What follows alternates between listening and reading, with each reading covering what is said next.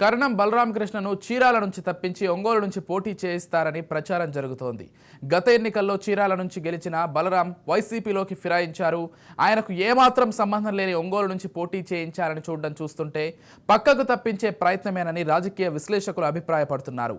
వ్యాపార రీత్యా భయపెట్టి బలరాంను వైసీపీలో చేర్చుకున్నారు. చీరాల అసెంబ్లీ స్థానాన్ని కేటాయిస్తామని హామీ ఇచ్చారు. తీరా ఇప్పుడు హ్యాండ్ ఇవ్వనున్నట్లు తెలుస్తోంది. మొత్తానికైతే తెలుగుదేశం పార్టీ నుంచి వచ్చిన నలుగురికి వచ్చే ఎన్నికల్లో టికెట్లు లేనట్లే. మొత్తంగా ఇదే అంశానికి సంబంధించి మరింత సమాచారం అందించడానికి మా ప్రతినిధి సురేష్ ఫోన్ ద్వారా సిద్ధంగా ఉన్నారు. రైట్, చెప్పండి సురేష్. అంటే మొత్తంగా బలరాంకు సంబంధించి ఆయన ముందు నుంచి కూడా చీరాల నియోజకవర్గంతో కొంత అనుబంధం ఉన్నటువంటి వ్యక్తి, అక్కడ గట్టి పట్టున్నటువంటి వ్యక్తి. కాకపోతే కొన్ని పరిణామాల నేపథ్యంలో ఆయన తెలుగుదేశం పార్టీ నుంచి వైసీపీలో చేరారు. కాకపోతే అప్పుడు హామీ ఇచ్చినట్లుగా కాకుండా ఇప్పుడు ఇతర నియోజకవర్గమైనటువంటి ఒంగోలు నుంచి పోటీ చేయమన్నట్లుగా వైసీపీ అధిష్టానం చెప్తున్నట్లుగా కూడా సమాచారం అందుతోంది. మొత్తంగా కర్ణం బలరాం పరిస్థితి ఏంటి? చీరాల నియోజకవర్గానికి సంబంధించి లేకపోతే ఒంగోలు నియోజకవర్గానికి సంబంధించి పూర్తి అప్డేట్స్ ఏంటి? Thank you Vijay. చూసుకుంటే వైసీపీ అధిష్టానం వచ్చే ఎన్నికల్లో ఏదైతే గెలుపు గుర్రాలను మాత్రమే దించాలి, వచ్చే ఎన్నికల్లో గెలవగలిగిన సత్తా ఉన్న వారిని మాత్రం దించాలని ఏదైతే నిర్ణయాలు వేగంగా తీసుకుంటుందో అది ఉమ్మడి ప్రకాశం జిల్లాలోని వైసీపీలో పెను మార్పులు చోటు చేసుకుంటున్నాయని చెప్పుకోవచ్చు. మొత్తంగా చూసుకుంటే ఇటు ఉమ్మడి ప్రకాశం జిల్లాలో ఇప్పటికే అత్యధికంగా ఇటు కొండేపు గానీ, ఎర్రగొండపాలెం గానీ, సంతనదలపాడు గానీ, అద్దంకి గానీ మార్పులు జరిగింది. అట్లాగే ఇటు చూసుకుంటే ఇప్పుడు తాజాగా చూసుకుంటే చీరాలతో ఎవరైతే ప్రస్తుత వైసీపీ టీడీపీ నుంచి గెలిచి 2019 ఎన్నికల్లో ఇటు వైసీపీ అభివృద్ధి నియోజకవర్గం అభివృద్ధి కోసం అని చెప్పి పార్టీ మారి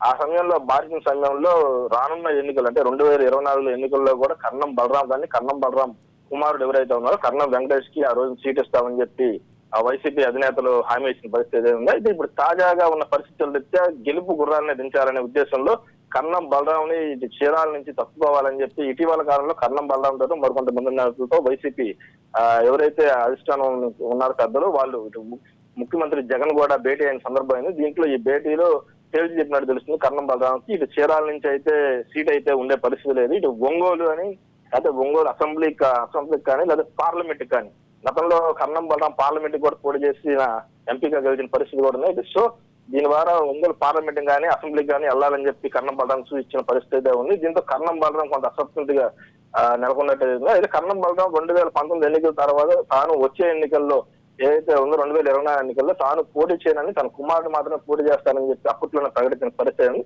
దీనికి అనుగుణంగానే చీరాల వైసీపీ ఇన్ఛార్జిగా తన కుమారుడు కర్ణం వెంకటేష్ నియమించారు. వైసీపీ అధిష్టానం కూడా అతనికే సీట్ అన్నట్టు మొన్నటి వరకు చెప్పిన పరిస్థితి ఉంది. దీంతో ఏదైతే వైసీపీ అధిష్టానం ప్రతిష్టాత్మకంగా చేపట్టిన గడప గడప ప్రోగ్రాం కూడా అంత కర్ణం వెంకటేషే తనే నడిపించిన పరిస్థితి ఉంది చీరాల మొత్తం. ఇప్పుడు చూసుకుంటే ఇటు చీరాల్లో వైసీపీ టికెట్ కర్ణం బలరాం కానీ కర్ణం వెంకటేష్ కానీ ఇచ్చే పరిస్థితి అయితే కనిపించలేదని చెప్పుకోవాలి. దీంతో ఇప్పుడు వీళ్ళలో వైసీపీ పార్టీ ఏం చెప్తుందంటే ఒంగోలు అసెంబ్లీ కానీ పార్లమెంట్ కానీ కర్ణం బలరాంని నిలబడి జరుగుతుంది. ఇటు ఒంగోలులో చూసుకుంటే ఎవరైతే ఒంగోలు ప్రస్తుత ఎమ్మెల్యే అభ్యర్థి మాజీ మంత్రి అయిన బాలినేని శ్రీనివాసరెడ్డి ఉన్నా ఆయన్ని మార్కాపురం కానీ గిద్దలూరు కానీ వెళ్ళమని చెప్తుంది. దీంతో బాలినేని కూడా తీవ్ర అసంతృప్తి నెలకొంది. ఆయన కూడా పక్క చూపు చూస్తున్నారనే ప్రచారం అయితే జిల్లాలో జరుగుతుంది. పక్క చూపులు అంటే ఇటు జనసేన టీడీపీ ఏదైతే అలయన్స్ ఉందో వారితో మాట్లాడి ఇటు ఆ పార్టీలో చేరే ఆలోచన చేస్తున్నారని చెప్పి బాలినేని ఆ చుట్టుపక్కల నాయకులు కూడా చెప్పుకున్న పరిస్థితి ఉంది. ఇటు గత కొద్ది రోజులుగా చూసుకుంటే వైసీపీ అధిష్టానం తీసుకున్న నిర్ణయాలు బాలినేని కొంతవరకు తొక్కి పెట్టడం లాంటి చర్యలు తీసుకోవడంతో బాలినేని చాలా కాలం నుంచి అసంతృప్తిగా వైసీపీ పార్టీలో ఉన్నారని చెప్పుకోవచ్చు.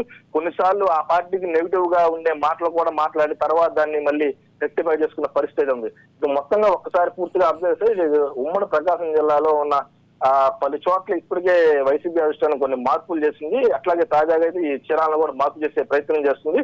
దీని మీద బాలినేని ఏ విధంగా రియాక్ట్ అవుతారు, ఇటు కర్ణం బలరాం ఏ విధంగా రియాక్ట్ అవుతారు చూడాల్సి ఉంది. కర్ణం బలరాం ప్రస్తుతం సైలెంట్ గా ఉన్నారు. బాలినేని కూడా కొంత ఆలోచన చేస్తున్న పరిస్థితి ఉంది. Vijay. Right Suresh, thank you.